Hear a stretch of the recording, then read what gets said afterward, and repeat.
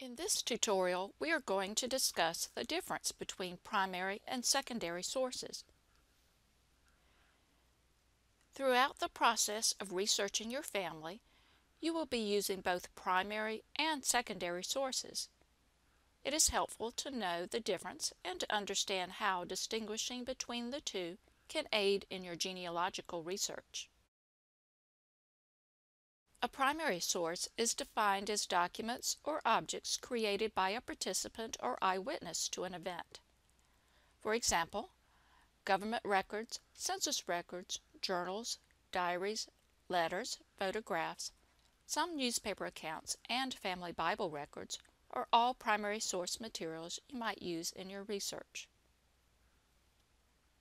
A secondary source is any type of record for which information is provided long after an event occurred or by someone who was not present at the time. Secondary sources usually include interpretation of or commentary on primary sources.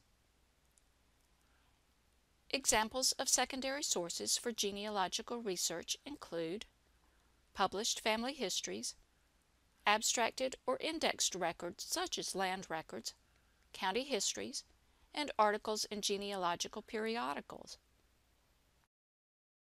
The use of secondary records that include proper citations can lead you to primary records. Keep in mind, some sources can be considered both a primary or secondary source depending on the circumstance.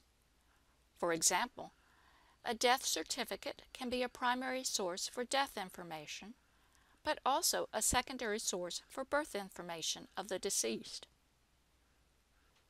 So, why does an understanding of primary and secondary sources matter in genealogical research?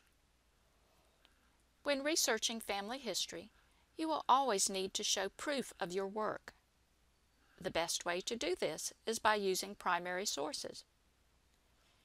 Handwriting in primary sources can be misinterpreted or misread and then incorporated into secondary sources.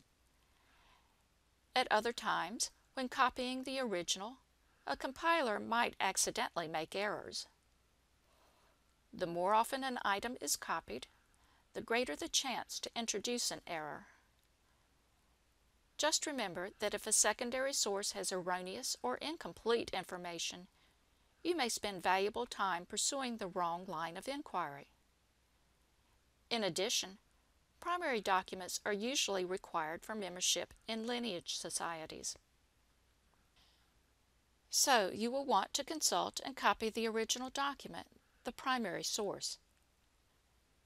A good rule of thumb is to use secondary sources for guidance or as aids in research, but always refer to the primary document if at all possible. You can find primary and secondary sources in a variety of places, including libraries, archives, online, and even within your own family's collection of records and photographs. Now you know the difference between primary and secondary sources. We hope this will give you guidance when researching your family history. Thank you.